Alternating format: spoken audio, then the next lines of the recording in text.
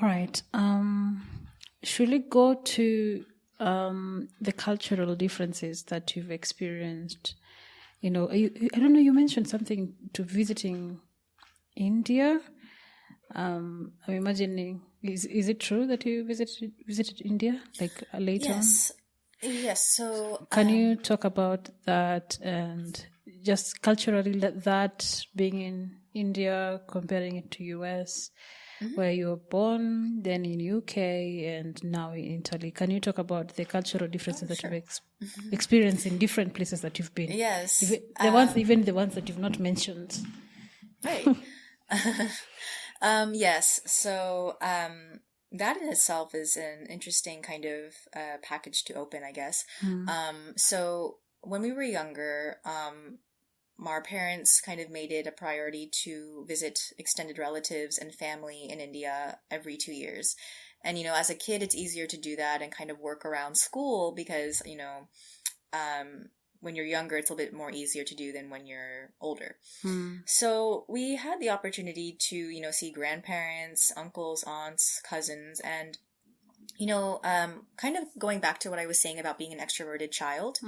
I remember being like that with my cousins, and I remember saying that I used to kind of play games with them where I would be a talk show host or a news broadcaster. That was what I did with them. And kind of going back to where I was talking about how I kind of muted myself when I got older because I wanted people to like me. I didn't want people to think I was weird. That happened in India, in my India trips as well. When I was about 12 years old and, 14, when we made those trips during my middle school, high school years, I found myself really kind of shutting down because, number one, as a second gen, as a daughter of immigrants, I've grown up in America, I was never... I never learned my family's language in a fluent manner, so in the sense that I can speak it fluently. Which language? I grew up hearing the language around the house. I grew up hearing it. Oh, sorry. Tamil, so Tamil, spelled Tamil, but pronounced Tamil. It's a language that is commonly spoken in southern India. So going back to what I was saying, your family used to talk in Tamil. Yes. So I would hear it. My parents would speak to each other in Tamil. In India, when I would make the trips, I would hear it being spoken all around me. But something that my sister and I'm sure a lot of kids... Are you straining your vocals? Are they straining? Oh, no, I'm okay. I just had to clear my voice. Okay. Yeah. Your sisters... Sorry. You're saying your sisters, when you visit Tamil, oh yes, so everyone around you is speaking in that language. Yes. So the city that we visited was Chennai, and that is a major city where Tamil is spoken. So like I was saying, when my sister and I would go and, be exposed to the language, we had issues with speaking back in Tamil fluently. So, I'll say this to kind of connect to my later experiences in other cultures. When it comes to languages, I have never had an issue with understanding language. I think as a introvert, or someone with introverted qualities, it's very easy to kind of listen to things and internalize it and understand it better. But when it came to kind of active forms of language, such as speaking, I've always had issues with that, regardless of the language I was learning, except English. English is my comfort language. Wow, that's so similar to mine. I also struggle learning, speaking the language. But hearing and understanding, most of in Kenya, there are so many tribes. Right. So understanding languages is very easy, but I come from 2 different tribes and both of them I can't speak in that language. But you can't, talk about me and I wouldn't hear what you said. Right, exactly. And this was something that I was ashamed of when I was younger. But then once I realized that this was a very common experience of a lot of children of immigrants, especially children of immigrants of countries where English is the dominant language, I started to kind of, not be so hard on myself. Because, something I've seen, and, when I've talked to friends of my similar kind of situation, a lot of, children of immigrants to countries like the US or Canada or English-speaking countries, there's this kind of push to kind of really excel in English and pretty much kind of show everyone that, hey, you're not dumb because you speak English really well. And, as a world, we see English as this language superior. Exactly, superior language. And I think this is something that a lot of countries where colonialism was experienced, this is a phenomenon. And, of course, India was under British rule for quite some time. So I'm not surprised that, people of my parents' generation would not be upset if their children take on a fluency that is excellent in English, and if they had to sacrifice, their native language to achieve that, they're not too upset by it. I mean, at least my parents, they haven't shown any remorse for me not speaking my family's language with fluency, but it is something that, does make me upset from time to time. But it is something that I've also grown up to realize that it's not my fault for not being fluent. And wow, thanks for saying that. yeah, no, of course. I try to, I think it's something that also helps me connect to other people, other second gen people, other people that have experiences similar to this. I think it's comforting to know that there are other people like this. It's not just me. So I'm very happy to share that. And I think connecting back to the other cultures I've experienced in my life so far, with the UK, I was very young, so I can't really comment on that too much, but my parents will say that my sister and I developed coal miners' accents for a little bit because we grew up in a neighborhood, or not grew up, we were living in a neighborhood that had a particular accent of British English. And my sister and I had that for a little while when we came back to the US, but now my accent is completely American. And then so my next instance with language was learning German in high school. And that was an interesting opportunity because a lot of high schools in California as a second language often teach Spanish, which is practical because there's a huge Spanish-speaking population in California. My high school actually had a German teacher, so I was able to take German. And in high school, I felt like learning German felt a lot more motivating for me because I felt like I was good at it. And even though I still felt hesitant about the speaking skill of it, I felt like it was something that I could further develop and, finally learn a second language with fluency. However, when I entered college, along like with what I was saying earlier about my eating disorder and struggles, and also the continuing pressure to do well and get really good grades in college, when I took a German class in college to try to continue learning German, I had a very tough teacher. I was given a mediocre grade on the first assignment, and that scared me from continuing on. Learning this language should have been this very fun opportunity without pressure. But because I was in college and taking it in college and was scared about the grade I was going to get, I dropped it. And, from that point on, never continued with German. And, more recently with Italian, again, it was another experience where once I kind of had this desire to go abroad and, do this postdoc in Italy, I was able to take an Italian class before going for fun. It was like a Saturday morning class, and the teacher was very kind, very, easy to engage with. But then, of course, once COVID happened, my motivation really dwindled because I was just wondering, okay, if this is happening, what's the point of me continuing if, this opportunity is not going to happen, not knowing where the pandemic was going.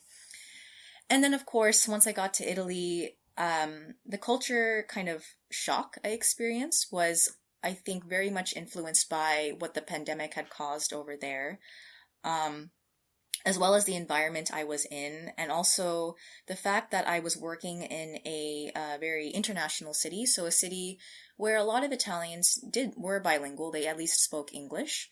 A lot of them I met, say they don't speak it very well, but they definitely spoke English better than I spoke Italian.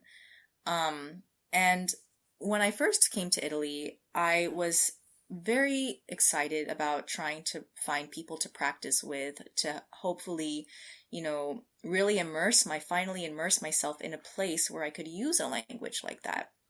Unfortunately, like I mentioned earlier, when I was dealing with the depression again, when I was dealing with a work environment I wasn't happy with, I really kind of had to put my language learning and excitement and motivation aside because I wasn't in a very good place mentally. Interestingly enough, with my new position, I've been given the opportunity to take Italian classes again. And, it's been an interesting experience because after going through a really tough year, especially in a new country, really, really damaged by COVID, it's been almost like a second chance. And I will be honest and say that finding the motivation I did have before going to Italy has been very difficult. But I think being given this chance again has been really, really big. It's been a hopeful experience in the sense that, okay, like now I'm in an environment that is going to encourage this, that wants this for me. So let me try and take advantage of this. Let me try to put myself in a situation where I can hopefully find the motivation I once had. But it's very interesting because as a scientist, as a communicator, as someone who loves speaking and talking and discussing, you would think that having a knack for languages would be second nature. But for me, English is my comfort zone. It is my tool to express myself. Any other language at this point is, it's just not going to get me to that point. And, just to comment on that, you often hear people say, oh, well, if you're bilingual or know more than one language, that increases your intelligence, which is far from the truth. I mean, I think that even if you feel comfortable in one language, the depth of the words, of the vocabulary, of how to construct a story, of how to communicate with that language, in my opinion, is just as equivalent as, being subpar in two languages. It's taken me a long time to get here, but I want to say this for people who are also in a similar situation as mine. I consider myself, fluent in one language, but I'm absolutely proud of the skill I have in that language, of my ability to use words to communicate in an effective way. It's taken me a long time to get to this point, but I am so proud of it, and I wouldn't change it for the world. I wouldn't change it for anything. Of course, I'm not going to let that, stop me from trying to learn other languages, but I'm also not going to let other people tell me, yes, or let other people tell me that I'm, inferior for not knowing another language, right? Thanks for sharing that. Yes. I'm I don't know, I feel like I'm in a very weird situation myself. We mentioned German, and I remembered the way I've been trying to teach myself German with using Duolingo since 2020. And I think one of the main reasons is I think it's something that you subtly mentioned, where you're looking for something to you I don't know. For me, I don't know if it's the same. For me, I felt like I needed to, maybe I really suck in languages, maybe, but I can challenge myself to learn something foreign like German, and see if there's something right with me. Maybe there's something wrong with me. And I still learned, the grammar, the rules, the simple Guten Morgen, such like things. and I could still even try to watch movies in German or turn off, I don't know, the English version. I want to hear the German version of a movie and still understand most of the things, and it gets me excited. But, and I was also very excited when I came to my current project because my current supervisor, two supervisors, the two of my supervisors, one is German, the other is half German. I felt like this would be a very good opportunity for me to learn German, to practice German. I even tried going on dating sites and finding someone who knows German and probably, hopefully, is also Kenyan. And, we can relate on something. But speaking in German has been difficult for me. Right. Oh my goodness, it has been very difficult. It is hard because the same struggle I have collecting words together in my own mother tongue or mother tongues. Right. Because I have two mother tongues. Yes. It's the same problem I'm experiencing with this German thing. And that it puts some kind of pressure on yourself, like, is something wrong with you? Right. Yes. Yeah.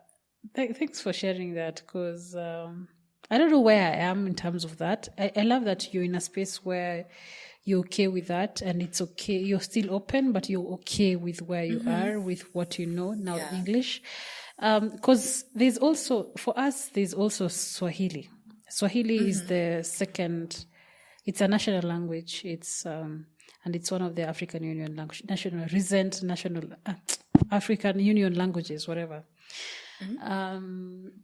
And most Kenyans actually struggle to speak fluently in Swahili. Yes, we speak Swahili, but we don't speak fluently in Swahili like Tanzanians. And there's that thing, we pride ourselves like,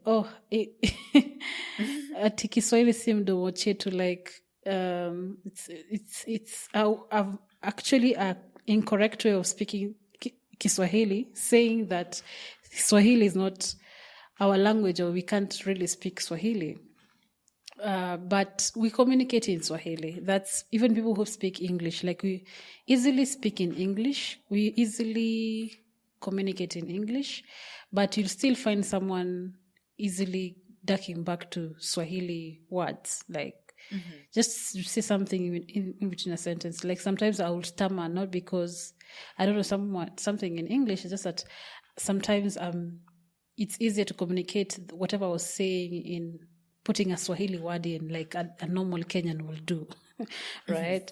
But communicating that to someone else who doesn't know what Swahili word you want to put is another thing. And I feel like it's a thing that people have dealt with by putting slang as a communication tool here, because because slang, it's more of a combination of Swahili and English, and most common tribe languages in Kenya, like Kikuyu and Luo, and it's just like we aren't, as in, I was like, I'm putting so much pressure on myself, yet still most people who I'm trying to learn so much Swahili or so much my language with, they also don't know the fluency in it. Like, they're not even fluent in it. Why am I putting myself so much pressure in it? But anyway, I've never spoken about this. I've never even thought about it, like, actively in my head and said it out loud. It's just something you always think in the back of your mind. Right. Wow, amazing. Anyway, I don't know how we got here. Do you want to comment anything else about culture in different places, apart from language? Yeah. When it comes to, I suppose, how countries their societies kind of work, I would say that, between or among India, the US, and Italy, there are definitely, stark differences. It's actually kind of funny because after, visiting India, living in the US, and then going to Italy, it's funny how, I'll walk around sometimes in Milan or something like that in Italy, and I will see, an apartment building and be immediately reminded of an old building that my grandparents used to live in. So it's interesting how Italy is almost like this mix of old world, Indian things that remind me of India, and then also, very Western things like the US. And then also in recent months, I've been traveling between Italy and US for work. And even though Italy and the US are considered Western countries, every time I've returned from Italy and back to the US, it's almost like I'm coming back from India, because the worlds are so different in that sense. It's almost like I'm leaving a different planet. I mean, in the sense that when I'm in Italy, my interactions and the people I see and how things are done are different from how it's done in the US, and also in India, of course. But then, when it comes to professional culture, I wanted to ask right, that next. Yeah. I can't comment on, corporate or industry culture, because, this company I'm working for, this is actually my first experience out of academia in a professional setting.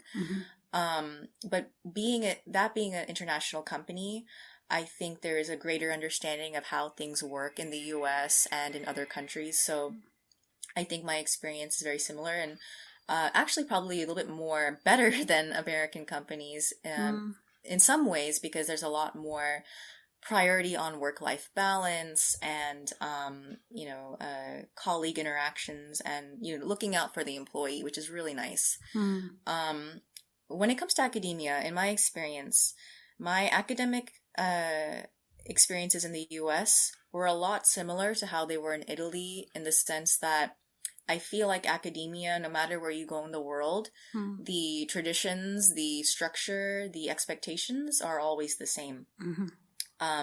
Even if the PhD program duration may be different from one country to another, or, the expectation, specific requirements, there is this constant, from what I've seen, this, constant kind of pressure of your colleagues to stay late and, constantly plan experiments and, always have something ready for your boss to show, and not really having a clear-cut border between work-life balance, which is something that I wanted to definitely get away from once I was in my postdoc, and realized that staying in academia would always be like this until we really sit down and figure out how to change it. What is making it different in industry? What is so different, like in terms of what is making it work, the work-life balance thing? What is making it work that is not working in academia? Right. I mean, I think when I think about what I've experienced and what I think is the difference, when it comes to industry, your goal is the company's goal, in the sense that, you're making products, you're interfacing with customers, you are interfacing with things that will eventually lead to profit. And I think when it comes to that, a happy company is going to have happy employees, or at least it's what you strive for. Yeah. So, if you have employees that are happy with their benefits, with their time off, with their flexibility and how they work, you're going to get better product. And I think when you're working in a very kind of structured environment, like you are in industry or in corporate, there's kind of like almost kind of like a keeping an eye on the law, keeping an eye on rules, keeping an eye on, very by the book, by, making sure things are, nothing is off, is in regards to,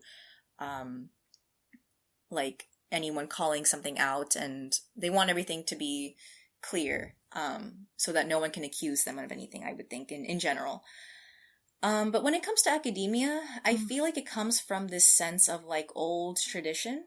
If you think about when people used to get PhD degrees, so when I think back to when for example, my grandfather got a PhD, it was treated like this very kind of like elite world. You know, people that are very smart, very, well-read, very cerebral, getting these really kind of distinguished titles. And if you think about the PhD and the traditions of graduation, I think a lot of it stems from like, I want to say the British culture. I'm not, don't quote me on that, but I believe that's what it is. But, all of this idea of tradition has been kind of pushed on the continuing generations. But now we're at a point where, you can get that PhD, you can have that kind of title, but we have people out there that are not even introducing themselves as doctor. We're kind of, you work so hard for the PhD and then you still introduce yourself without telling someone you have a doctor in your name. And, we're not properly compensating people that get PhDs.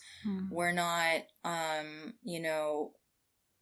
we don't have positions for them to stay in academia. We're not prioritizing these people. And I think somewhere along the way between when my grandfather got his PhD back in the 1950s to now, there hasn't really been anyone kind of calling academia out.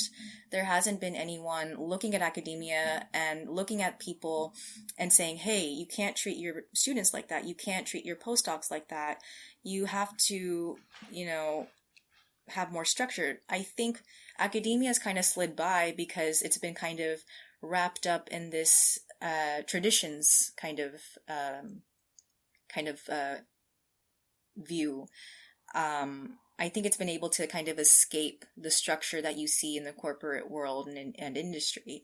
And because it's been able to escape that, a lot of the things have kind of been neglected, especially when it comes to the work-life balance of students and postdocs. I think there's always this pressure.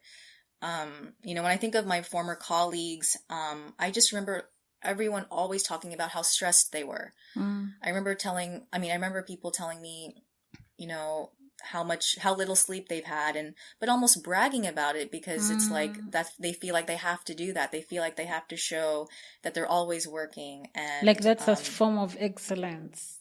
Right. And, once I left my PhD, I was hoping to get away from that in my postdoc and to kind of, establish my boundaries while still doing great work and while still getting a good experience.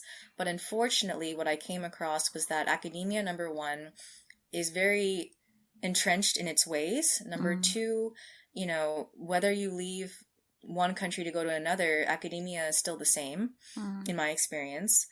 And, number three, there really is not too much flexibility in academia as far as, at least until you reach a professorship position or until you reach a position of, tenured leadership.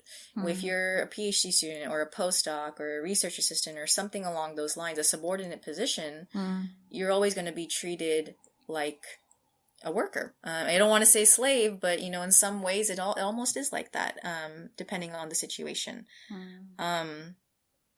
So I think that is why we have an issue with why there is negative differences between academia and industry. And I think that's why we're seeing a lot more people want to leave academia and pursue things in industry because they're not getting the support they need from that environment, which is unfortunate.